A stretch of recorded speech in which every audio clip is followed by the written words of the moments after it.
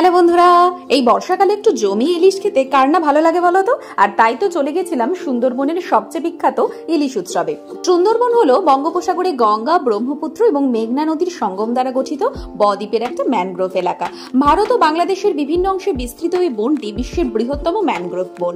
এটি বাংলাদেশের খুলনার বালেশ্বর নদী থেকে ভারতের পশ্চিমবঙ্গের হুগলি নদী পর্যন্ত বিস্তৃত। অনেক কিছু তো বলা হলো, তার আগে চলো আমাদের যাত্রাপথটা একটু শেয়ার করে নেওয়া যাক। যেহেতু মৌসুমী দিদির বাড়ির একদম পাশেই বাঘাযতীন স্টেশন, তাই জন্য রাতের বেলা ওখানেই চলে গেছিলাম। আর ওখানে গিয়েই হঠাৎ করে এই ফুচকা প্ল্যানটাও কিন্তু মন্দ ছিল না। তারপরেই সকালবেলা হাঁটা পথে স্টেশনে পৌঁছে গিয়ে গরম গরম চায়ের সাথে একটা সুন্দর সকাল শুরু করলাম। সত্যি এরকম রিল্যাক্স মাইন্ডে লাস্ট মনে হয় সিকিম যাওয়ার সময় ছিলাম। যাই হোক, তারপর ঠিক 8টা 3 নাগাদ শিয়ালদা ক্যানিং লোকাল বাঘাযতীন স্টেশনে উপস্থিত হলো। তোমরা যখন শিয়ালদা থেকে ধরবে তখন মোটামুটি 7টা 42-এর মধ্যে ট্রেন ছেড়ে দেবে। তারপরে 1 ঘন্টার মধ্যে ক্যানিং এ পৌঁছেই দেখলাম আমাদের ট্রাভেলার দাদা আমাদের টোটোতে তোলার জন্য একদম রেডি হয়েই ছিল। রাস্তাগুলো সত্যি একটা গ্রাম্য পরিবেশের সুন্দর অনুভূতি দিচ্ছিল। তারপরেই সুন্দর রাস্তা দেখতে দেখতে সকাল 9টা 43 সোনাখালি পৌঁছে গেলাম। আর ওখানে গিয়েই দেখি রাস্তার কাজ চলছে, সেই কারণে রাস্তার অবস্থা এতই খারাপ হয়েছিল যে চলাই দায় হয়ে দাঁড়িয়েছিল। তারপরে যাই হোক পৌঁছে গেলাম বোটে ওঠার উদ্দেশ্যে। দেখতেই পাচ্ছ সমস্ত বোট একত্রিত হয়ে দাঁড়িয়ে রয়েছে। তারপরে এই ভয়ানক সিঁড়ি পেরিয়ে শেষ পর্যন্ত বোটে উঠতে পারলাম। বোট ছেড়ে দিল ঠিক 10টা 13 তোমরা নিশ্চয়ই ভাবছো 9টা 43 এ নেমে এতক্ষণ ধরে কি করছিলাম। আসলে আমাদের বোটটা দুটো বোটের পিছনে ছিল, ফলে আমরা বুঝতেই পারছিলাম না। তারপরে আমাদের ট্রাভেলার দাদা এসে নিয়ে গেলেন। বোটে বসতে না বসতেই ফ্রুটি দিয়ে দিল। গিয়েই রান্নাঘরে গরম গরম লুচি ভাজার আয়োজন দেখতে চলে গেলাম। তারপরেই হাতে লুচি আলুর দম পেয়েও গেলাম।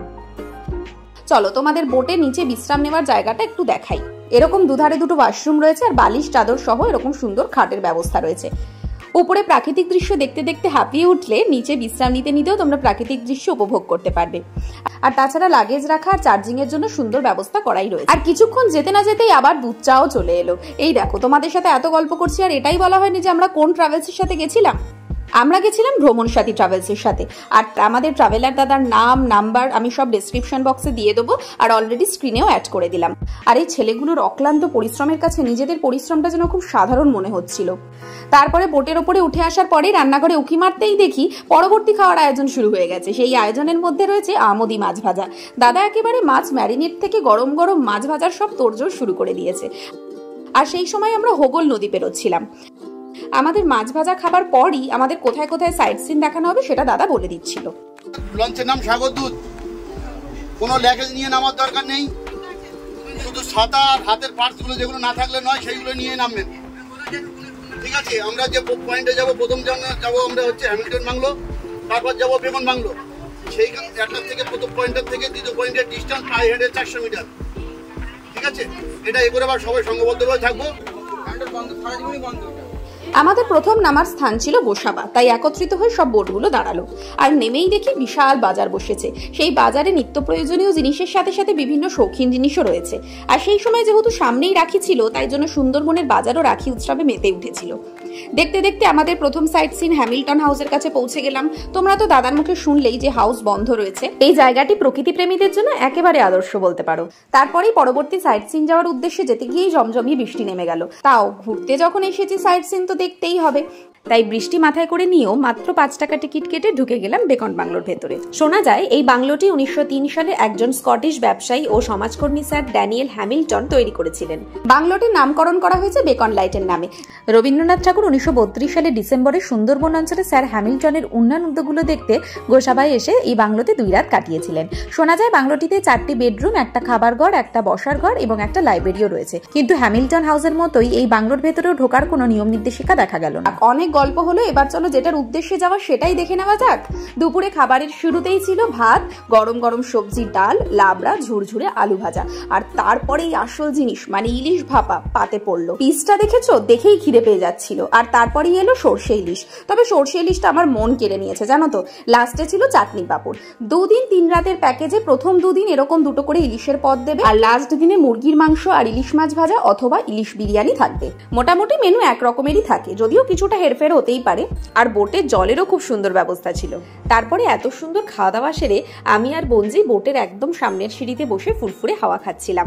একদম কাছে বসে থাকার ফলে ভিউটা এত সুন্দর লাগছিল বলে বোঝানোর মতো না। তারপরেই পেয়ারা দিয়ে দিল। আর এই দাদাটির নাম দীপক। দীপক দা এসে বলছিলেন লাস্ট দিনের ভ্যান ভাড়াটা ওরাই দিয়ে দেবে। এরপরেই আমাদের পাখিরালয়তে নামার পালা এলো। তারপরে নেমেই সবাই একটু আইসক্রিম কিনে নিলাম আর খেতে খেতে ভ্যানে করে চলে গেলাম আমাদের কটেজে। তবে লাস্ট দিন ছাড়া প্রথম দুদিনের ভ্যান ভাড়াটা নিজেদেরকেই দিতে হবে।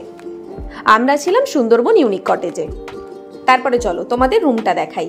বাইরে থেকে দেখতে তো রুমটা খুব সুন্দরই লাগছে, দেখতেই পাচ্ছ একটা রুমে 2টো করে খাট রয়েছে, সুন্দর করে চাদর বালিশ পাতা রয়েছে, বাথরুমটাও কিন্তু বেশ বড়।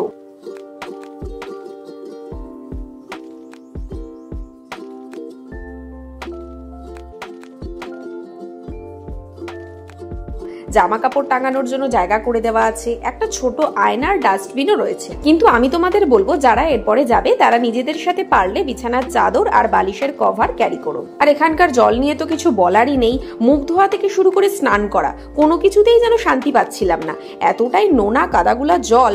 যদিও যেখানকার পরিবেশ সেখানে সেভাবেই মানানোটা দরকার।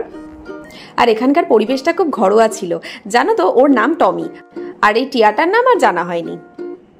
তারপরে সন্ধ্যা হতেই সুন্দর ছৌ নাচের ব্যবস্থা করেছিল, আমরাও ওনাদের সাথে নিজেদের মিলিয়ে দিলাম। সত্যি এসব মুহূর্তগুলো মনে থেকে যাওয়ার মতো।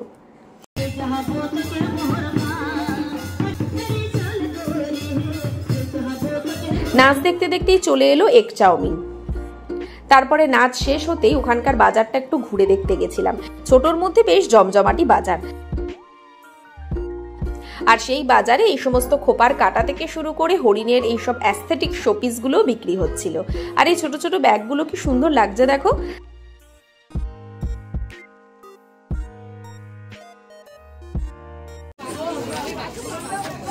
আমরা সত্যিকারের রয়্যাল বেঙ্গল টাইগার দেখতে পাইনি তো কি হয়েছে, এখানেই কিন্তু আমরা রয়্যাল বেঙ্গল টাইগার আর হরিণ পাশাপাশি দেখে নিলাম।